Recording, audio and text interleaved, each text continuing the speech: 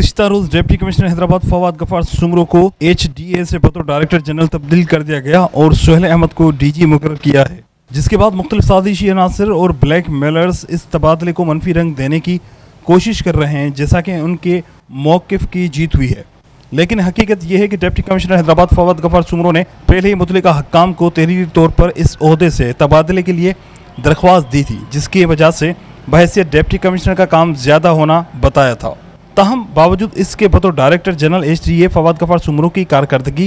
गुज़िश्ता सालों में मुकर्रर किए जाने वाले डायरेक्टर जनरल से काफ़ी बेहतर रही, जिसकी मिसाल कई सालों से HDA और वासा के मुलाजमिन की तातुल का शिकार तनख्वाहों का इजरा, रिटायरमेंट लेने वाले मुलाजमिन को जारी होने वाले फंड समेत दीगर कई ऐसे काम थे जो उन्होंने बहैसियत DG सरअंजाम दिए। ना सिर्फ ये बल्कि वासा की तश्कील नौ करके उसे वाटर बोर्ड में तब्दील करने और इंतज़ामी ढांचे को बेहतर बनाने जैसी तजावीज़ भी इस सरफहरिस्त हैं। उन्होंने अपने दौर में इदारे पर बोझ इजाफी गोश्त मुलाजमिन को बरतरफ करके इदारे पर इजाफी माली बोझ को कम करने के लिए अपना कलीदी किरदार अदा किया।